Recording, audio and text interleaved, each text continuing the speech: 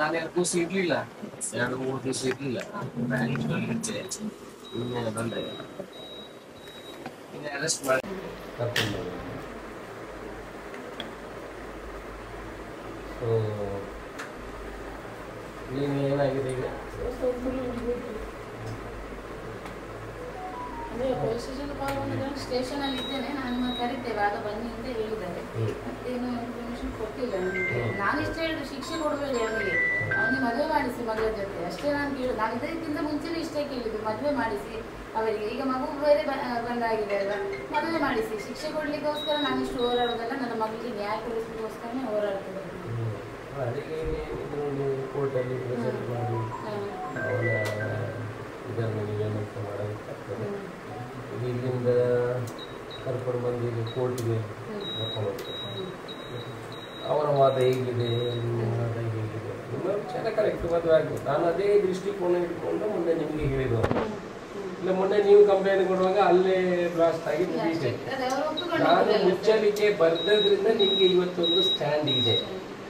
ನಾವು ಮುಚ್ಚಲಿಕೆಯಲ್ಲಿ ನಾವು ಬರೆದು ಮದುವೆ ಮಾಡ್ತೀವಿ ಅಂತ ಇದೆ ಬರ್ಕೊಟ್ಟಿದ್ರಿಂದ ನಿಮಗೆ ಇವತ್ತೊಂದು ಸ್ಟ್ಯಾಂಡ್ ಇದೆ. ಯಾಕಂದ್ರೆ ಅವತ್ತೇ ಇದಾಗ್ತಿತ್ತು. ಇವತ್ತು ಬೇರೆ ಬೇರೆ ರಾಜಕೀಯ ಪಕ್ಷದವರು, ಬೇರೆ ಬೇರೆ ಸಂಘಟನೆಯವರು ಅವರು ಹೇಳಿದ್ದಾರೆ, MLA ಅವರು ಹೇಳಿದ್ದಾರೆ, ಅವರೇ ಮದುವೆ ಮಾಡಿ ನಿಲ್ಲಿಸಬೇಕು, ಕೊಡಬೇಕು, ನಾವು ವಿಚಾರಗಳೆಲ್ಲ ಬರ್ತಾ ಇತ್ತು 2-3 ದಿವಸದಿಂದ. ನೋಡಿ ಮದುವೆ ಆಗುದು ಅಂತ ಹೇಳಿದ್ರೆ ನಿಮಗೆ ಗೊತ್ತಿತ್ತು, 2 ಕಡೆಯವರು ಒಪ್ಪಿಕೊಂಡು ಅವರನ್ನು ನಾನು ಎತ್ಕೊಂಡು ಬಂದು ಇಳಿಸಿ ಮಾಡಲಿಕ್ಕೆ ಬಂದಿದ್ದ ಸಾಧ್ಯ ಇಲ್ಲ. ಅದು ಎಷ್ಟು ದಿವಸ ಒಪ್ಪಿಕೊಂಡು ಮದುವೆ ಆಗಬೇಕಾಗ್ತದೆ. ಸೊ ಅವ್ರು ಮಾಡಿದ ತಪ್ಪು. ನಿಮ್ಮ ಪರವಾಗಿ ನಾವು ಯಾವತ್ತೂ ಇದ್ದೇವೆ. ನಾವು ಹಿಂದಿನ ಕೂಡ ಇದರಲ್ಲಿದ್ದದ್ದು ನಾವು ಮೊನ್ನೆ ಹೇಳಿರುವ ಉದ್ದೇಶನೂ ಅಷ್ಟೇ. 2 ಕುಟುಂಬಗಳು ಬೇರೆ ಆಗುವುದು ಬೇಡ ಅಂತ ಹೊರತು ಇಲ್ಲದಿದ್ದರೆ ಬೇರೆ ಉದ್ದೇಶ. ಅವರೇನು ನಮ್ಮ ಚುನಾವಣೆ ಸಮಯದಲ್ಲಿ ನಮ್ಮ ಜೊತೆ ಇರಲಿಲ್ಲ, ನಮ್ಮ ಪಕ್ಷದವರು ಅಲ್ಲ, ಅವರು ಬೇರೆ ಪಕ್ಷದವರಿಗೆ ಗುರುತಿಸಿಕೊಂಡವರು. ಹಾಗೆ ಅಲ್ಲಿ ನಾವು ಕಾನೂನಾತ್ಮಕವಾಗಿ ಎಲ್ಲಿಯೂ ಕೂಡ ಅವರಿಗೆ ಸರಿ ಮಾಡಬೇಕು, ನಿಮಗೆ ಮಾಡಬೇಕಂತ ಈಗಲೂ ನಮ್ಮ ಸ್ಟ್ಯಾಂಡ್ ಅದೇ. ಸ್ಟ್ಯಾಂಡ್ ಆಗಿ ಮದುವೆ ಆಗಬೇಕು. ಅವ್ರಿಗೆ ಗೊತ್ತಿರ್ಲಿಲ್ವಾ? ನಾವು 1.5 ತಿಂಗಳು ನಾವು ಯಾರಿಗೂ ಹೇಳದೆ ವೆಯ್ಟ್ ಮಾಡಿದ್ದೇವೆ.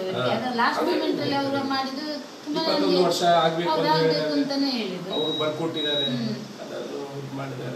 ಆವಾಗಲೇ ಕಾನೂನು ಮುಖಾಂತರ ನನಗೆ ಹೋಗ್ಬೋದು. ಅವರು ನಮ್ಗೆ ಇಷ್ಟು ಭರವಸೆ ಕೊಟ್ಟ ಕಾರಣ ನಾನು ಅಷ್ಟುವರೆಗೆ ಕೂತದ್ದು. ಅವರು ಮಾಡಿ ಕೊಡ್ತಾರೆ ಮದುವೆ. ಆಗ ಕಾನೂನು ಮುಖಾಂತರ ಹೋಗುವುದಕ್ಕೂ ಈಗ ತುಂಬಾ ವ್ಯತ್ಯಾಸ. ಅವನಿಗೆ ಪ್ರಾಯ ಆಗಿಲ್ಲ, 21 ವರ್ಷ ಆಗಿಲ್ಲ.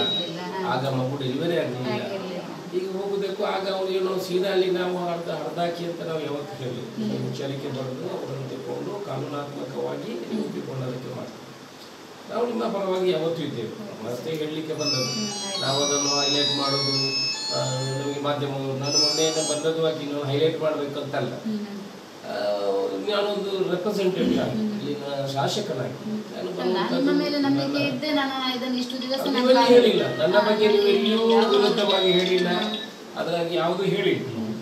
ಜನಗಳೇನು ಮಾಡ್ತಾರೆ ಬಂದು ಅದನ್ನು ಅವರಿಗೊಂದು ಅಸ್ತ್ರ ಆಗಿದೆ. ಈಗ ಪೊಲಿಟಿಕಲ್ ಪಾರ್ಟಿಗೆ, ಕೆಲವು ಸಂಘಟನೆಗಳಿಗೆ ಒಂದು ಅಸ್ತ್ರ ಆಗಿದೆ. ನನಗೆ ಗೊತ್ತಿದೆ, ನಾನು ಎಷ್ಟೋ ವರ್ಷದಿಂದ ಇಂಥ ವಿಚಾರಗಳನ್ನು ನೋಡಿಕೊಂಡು ಬಂದವರು. 15 ದಿವಸ 20 ದಿವಸ ಇವರೆಲ್ಲ ಇರ್ತಾರೆ, ಅವರ ಅಡ್ವರ್ಟೈಸ್ಮೆಂಟ್ ತಗೊಂಡು. ಮತ್ತೆ ಯಾರೂ ಕಷ್ಟಕ್ಕೆ ಬರೋದಿಲ್ಲ. ನಾನು ಖರ್ಚು ಕೊಡ್ತೇನೆ ಅಂತ ಒಬ್ಳು ಹೇಳುದು, ಇನ್ನೊಬ್ರು ಇನ್ನೊಂದು ಕೊಡ್ತೀನಿ ಅಂತ ಹೇಳುದು. ನಾನು ನಿಮ್ಮ ಜೊತೆ ಇದೆ ಸುಪ್ರೀಂ ಕೋರ್ಟಿಗೆ. ಕುಟುಂಬ ಒಳ್ಳೇದಾಗಬೇಕಲ್ಲ. ನಮಗೆ ಸುಪ್ರೀಂ ಕೋರ್ಟ್ ವಾದ ನನ್ನ ಪ್ರಕಾರ ಮುಖ್ಯ ಅಲ್ಲ, ನಮಗೆ ಕುಟುಂಬ ಒಳ್ಳೇದಾಗಬೇಕಲ್ಲ, ಅದನ್ನು ನೋಡ್ಬೇಕು. ಇವರು ಅಡ್ವರ್ಟೈಸ್ಮೆಂಟ್ ತಗೊಳ್ಳೋರು ತುಂಬ ಜನ ಇರ್ತಾರೆ.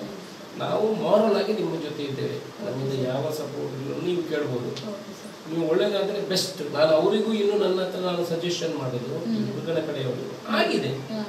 ಈಗ ನೋಡಿ, ಯಾರಿಗೆ ಯಾರು ಬರ್ದಿದ್ದಾರೆ ಅಂತ ಗೊತ್ತಿಲ್ಲ. ಇವಳು ಹೆಣ್ಣಿ ಕಲ್ತಿದ್ದಾರೆ, ಎಲ್ಲ ಇದ್ದಾರೆ, ಆಗಿದೆ. ಇನ್ನಾದರೂ ಅವರು ವಾದ ಮಾಡೋದನ್ನು ಬಿಟ್ಟು ಒಟ್ಟಿಗೆ ಬಾಳುವುದನ್ನು ಮಾಡಿದರೆ ಭಾರಿ ಒಳ್ಳೆಯದು ಅಂತ ನನ್ನ ಅಭಿಪ್ರಾಯ. ನಾನು ಅವರಿಗೂ ಅದನ್ನು ನಾನು ಹೇಳುವಂಥ ಕೆಲಸವನ್ನು ಮಾಡ್ತೇನೆ. ನಿಮಗೂ ಅದನ್ನು ನೀವಿಗೂ ಅದನ್ನು ನಿಮ್ಮ ಇರುವುದೇ ಅದೇ, ನಿಮ್ಮ ಎಜೆಂಡಾ ಇರುವುದೇ ಅದೇ, ಅವ್ರ ಜೊತೆಯಲ್ಲಿ ಬಾಳಬೇಕು, ಒಳ್ಳೆಯದಲ್ಲಿ ಬಾಳಬೇಕಂತ ಅದನ್ನು ಮಾಡುವಂಥ ಪ್ರಯತ್ನ ನನ್ನಿಂದ ಏನಾಗ್ತದೆ.